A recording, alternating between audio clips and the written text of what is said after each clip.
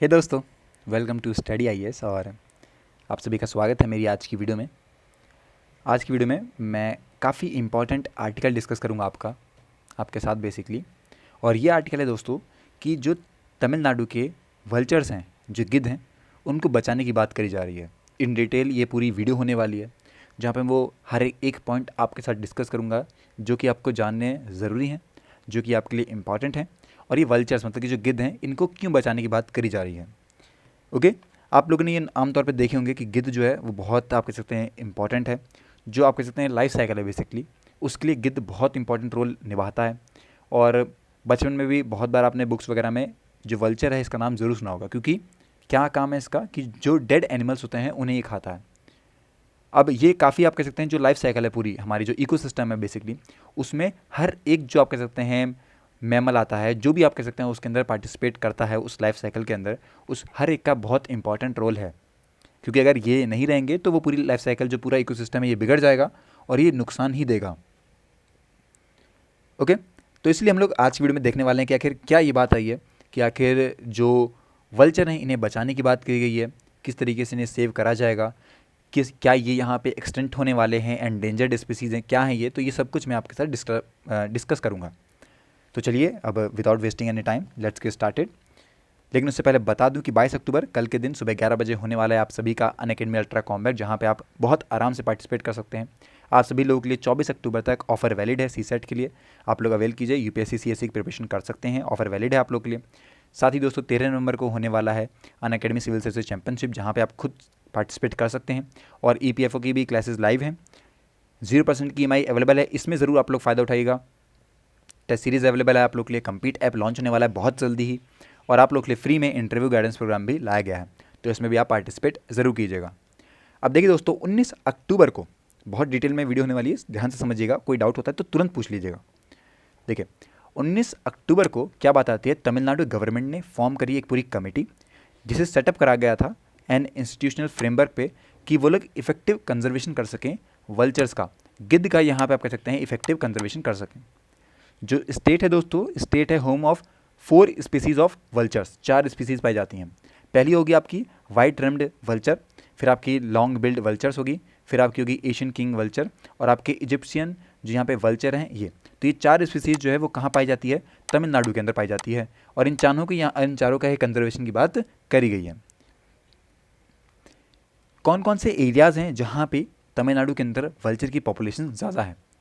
देखिए वैसे तो आप कह सकते हैं जो वल्चर की साइटिंग्स है ये बहुत सारे डिस्ट्रिक्ट्स में होती है, लेकिन कुछ इंपॉर्टेंट नाम हैं जो कि आपको ध्यान रखने चाहिए। वो है आपकी धर्मपुरी, क्योंकि ये इनिशियली दोस्तों नीलगिरीज में आता है। फिर होगी आपकी एरोडे, कोयम्बटूर डिस्ट्रिक्ट होगी। इन सभी को माना जाता है कि यहाँ पे जो कॉन्टीजियस एक्सपेंस है वल्चर्स का वो बहुत ज़्यादा पाया जाता है, और यहाँ पे बहुत ज़्यादा आप कह सकते हैं पॉपुलेशन में वल्चर्स हमें देखने को मिलते हैं। मैं बताऊँ आपको कि जो आप इतने ही चारों स्पीसीज में 3 स्पीसीज़ हैं दोस्तों वो स्टेट में देखने को मिलती है। जैसे कि आपके यहाँ पे टाइगर रिजर्व होगा, आपका मुदमलई टाइगर रिजर्व हो गया, जो कि parts of Nilgiris forest division वाला हो गया। फिर आपका सत्यमंगल टाइगर रिजर्व हो गया, वो बहुत क्रूशियल है दोस्तों, क्योंकि वहाँ आप कह सकते हैं जो साउदर्न इंडिया के वल्चर्स हैं उनकी पोजीशन, मतलब उनकी जो मेन पॉपुलेशन है वो वहाँ पे बहुत ज़्यादा पाई जाती है। तो ये दोनों नाम आपको ध्यान से रखने हैं।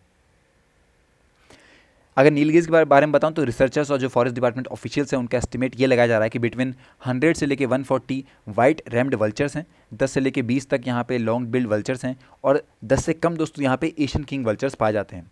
अगर बात करें इजिप्शियन वल्चर्स के बारे में तो ये स्पॉट किए जाते हैं आप कहते हैं सिंगूर प्लेट्यू के अंदर, और क्योंकि ये कहीं ना कहीं एनकपसिंग करता है आपका नीलगिरीज को और एरोडे डिस्ट्रिक्ट्स के अंदर। अब ये माना जाता है कि ये जितने भी आप कह सकते हैं ये जो ब्रीड रही आपकी, ये आप कह सकते हैं नहीं करती है लैंडस्केप को।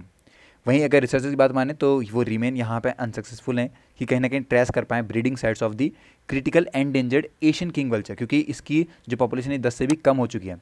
और जितने यहाँ लोग ढूंढ भी रहे हैं उनको भी नहीं पता कि आखिर ये कहाँ पे हो रहा है, ट्रेस ही नहीं कर पा रहे हैं वो लोग, तो वो उसके लिए कुछ काम भी नहीं कर सकते, क्योंकि जब तक पता ही नहीं है कि बेसिकली जो जिस एनिमल को हमें बचाना है, बेसिकली जिस बर्ड को हमें बचाना है वो है कहाँ पे, तो हम लोग कैसे उस पर कोई कदम उठा सकते हैं। अब क्या वाकई में ऐसा हो रहा है कि जो नंबर्स हैं बेसिकली वल्चर के ये डिक्रीज़ हो रहे हैं? तो देखिए जो पॉपुलेशन है वल्चर्स की नीलगिरीज के अंदर, एरोडा में, कोयम्बटूर जो डिस्ट्रिक्ट्स हैं वहाँ पे रिमेन है लार्जली स्टेबल। एक्सपर्ट्स की माने तो ये आप कह सकते हैं काफ़ी ज़्यादा एक्सट्रीमली लो कंडीशन बताई जा रही है। और इवन दोस्तों यहाँ पे आप कह सकते हैं सिंगल पॉइजनिंग इवेंट जो है वो कहीं ना कहीं पूरी ही स्पीसीज़ को यहाँ पे लोकली एक्सटेंड कर सकता है, मतलब कि भारत देश से तो ख़त्म ही हो जाएंगे। स्पेशली दोस्तों यहाँ पे लॉन्ग बिल्ड हो गए और एशियन किंग जो वल्चर्स हैं ये दोनों तो ख़त्म ही हो जाएंगे, क्योंकि इनकी वैसी पॉपुलेशन बहुत कम हो रखी है। पिछले कुछ सालों से दोस्तों जो ब्रीडिंग सीजन है वहाँ पे हमें बहुत बहुत कम यहाँ पे मात्रा में जो है वो जो आप कह सकते हैं हैचिंग वगैरह है ये देखने को मिली है। और एक्सपर्ट्स की माने तो वो कहीं ना कहीं एट्रीब्यूट भी कर रहे हैं cause to lesser availability of the prey as well as erratic weather. तो पहली बात तो उनका शिकार उन्हें नहीं मिल पा रहा है, और दूसरी बात क्या हो गया कि जो एरेटिक वेदर है, क्योंकि वेदर की कंडीशन भी धीरे धीरे चेंज हो रही है, तो उसकी वजह से इन्हें प्रॉब्लम हो रही है और ये लोग फेस कर रहे हैं प्रॉब्लम। कितना बड़ा रोल है दोस्तों वल्चर्स का हमारे लोकल इकोसिस्टम, जैसे कि मैंने आपको स्टार्टिंग में बताया था।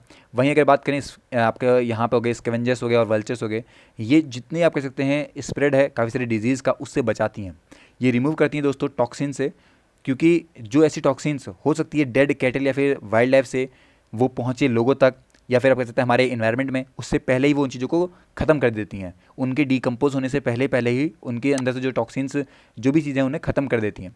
अनफॉर्चुनेटली दोस्तों जो टॉलरेंस है हार्मफुल सब्सटेंस का वो यहाँ पे आप कह सकते हैं एक्सटेंड नहीं कर पाया है, आप कह सकते हैं मैन मेड ड्रग से भी। तो ये आप मान सकते हैं कि एक प्रॉब्लम है हमारे लिए। ओके, अब क्या क्या चैलेंजेस हैं जिनसे आप पे इम्पैक्ट पड़ रहा है वल्चर्स को स्टेट के अंदर? बहुत सारी दिक्कतें हैं, ये तो पहली लाइन आप समझ आइए, देयर आर मल्टीपल्स। पहला तो ये हो गया कि जो टेम्पल टूरिज्म है सिंगूर प्लेट्यू के अंदर वो काफ़ी ज़्यादा सेंट्रल रहा प्राइमरली, क्योंकि वो पूरा जो एरिया था वो वल्चर का हैबिटेट था। सच एज यहाँ पे सिरियूर हो गया, आपका एनआईकेटी हो गया, बुकापुरम हो गया, ये सब वो जगह हैं जहाँ पे वल्चर्स बहुत ज़्यादा पाए जाते थे। पर जैसे टेम्पल टूरिज्म आया है तो वहाँ से लोगों का आगमन चालू हो गया और उसकी वजह से वो लोग भी अपनी जगह को छोड़ के चले गए। पिछले कुछ सालों से दोस्तों यहाँ पे रिकॉर्ड करा गया है इंस्टेंस ऑफ दी वल्चर्स, वो हमें काफ़ी अबेंडिंग देखने को मिला है अपने नेस्टिंग साइट्स पे। और क्योंकि ये सब चीज़ें जो हैं वो टेम्पल से बहुत क्लोज में है, रिजर्व जो हैं वो बहुत क्लोज में है, तो इसलिए ये प्रॉब्लम्स देखने को आ रही है। अब जैसे जैसे वहाँ पे एक्टिविटी बढ़ रही है, लोगों की अमाउंट ऑफ लोग वहाँ पे आ रहे हैं, फेस्टिवल वगैरह आते हैं, तो ये प्रॉब्लम आती है वल्चर्स को वहाँ पे सर्वाइव करने के लिए, क्योंकि उनका वो हैबिटेट है, उनका वो घर है। अब उनके घर में कोई और आएगा तो छोड़ना पड़ेगा उन्हें घर, और ये बहुत बड़ी प्रॉब्लम आ रही है उनके लिए। ड्यू टू दोस्तों यहाँ पे इलीगल टैपिंग होती है वाटर की अलॉन्ग द स्ट्रीम्स, जो कि आप कह सकते हैं उन एरियाज़ में जाते हैं, उसकी वजह से आप कह सकते हैं प्रॉब्लम आती है। फिर हो गया क्लाइमेट चेंज हो गया, ये भी एक बहुत बड़ा रीज़न है। फॉरेस्ट फायर हो गया एक बहुत बड़ा रीज़न है। फिर यहाँ पे आपकी टर्मिनलाई अर्जुना ट्रीज़ हैं, इनकी भी दिक्कत आती है। काफ़ी सारे जो वल्चर्स हैं वो यूज़ करते हैं आप कह सकते हैं नेस्टिंग साइट्स को डिसअपेयर होने के लिए। तो ये सब प्रॉब्लम है जो कि हमें अभी देखने को मिल रही है। यहाँ पे आप कह सकते हैं मल्टी प्रॉन जो यहाँ पे अप्रोच है इंक्रीज़ करने का अमाउंट ऑफ फूड अवेलेबल जो है बर्ड्स के लिए और मैनेज करने का इन्वेजिव स्पीसीज़ का, वो वल्चर में भी आप कह सकते हैं स्टार्ट हो गया है रिबाउंडिंग करना। और ये भी एक प्रॉब्लम बताई जा रही है, क्योंकि उन्हें फूड नहीं मिल पा रहा है ढंग का, वो खा ही नहीं पाएंगे, तो खा नहीं पाएंगे तो वो जिंदा कैसे रहेंगे? जिंदा नहीं रहेंगे दोस्तों, तो वहाँ क्यों ही रहेंगे जहाँ उन्हें खाना नहीं मिल रहा है, और खाने की तलाश में वो दूर चले जाएंगे और भारत से ऐसे वल्चर्स खत्म हो जाएंगे। तो अभी टाइम है हमारे पास, हम कुछ कदम उठा सकते हैं और इन्हें रोक सकते हैं भारत देश के अंदर। नहीं तो दोस्तों यही कहानी कही जाएगी एक टाइम पे, हम ही लोग पढ़ा रहे होंगे आपको कि तमिलनाडु के अंदर वल्चर्स पाए जाते थे, फिर दिक्कतें आई लोगों की वजह से वो चले गए, और ऐसे करके हर एक एनिमल चला जाएगा, सिर्फ वल्चर नहीं। अभी तो वल्चर की बात आई है, पर ऐसे कर करके धीरे धीरे करके हर एक एनिमल यहाँ से ये तो एक्सटेंट हो जाएगा, खत्म हो जाएगा, और जो बर्ड्स वगैरह हैं वो भी अपना एरिया चेंज कर लेंगे। अभी कुछ दिन पहले की बात है दोस्तों, जब न्यूज़ आई थी बर्ड्स को लेके कि जो बर्ड्स का यहाँ पे आप कह सकते हैं पूरा जो टाइम था जहाँ पे बर्ड्स फ्लाई करती थी वो टाइम चेंज हो गया, बर्ड्स आती ही नहीं है भारत देश के अंदर। तो ये सारी प्रॉब्लम्स हमें देखने को मिल रही है इस टाइम पे।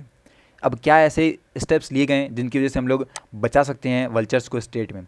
स्टेट गवर्नमेंट दोस्तों बंद कर दिया है यूज़ ऑफ डाइक्लोफेनेक ड्रग का, जो कि यहाँ पे ट्रीट करता था कैटल को, और यहाँ पे पूरा स्ट्रिक्ट रेस्ट्रिक्शंस दे दिया है for a sale of other NSAIDs का नीलगिरीज के अंदर, एरोडो में और कोयम्बटूर डिस्ट्रिक्ट्स के अंदर। एडिशनली दोस्तों यहाँ पे जो वल्चर्स हैं सिगुर प्लेट्यू के अंदर उन्हें यूटिलाइज़ किया जाएगा लैंडस्केप्स में, उनके नाइबर कर्नाटका और केरल जैसी जगहों पे।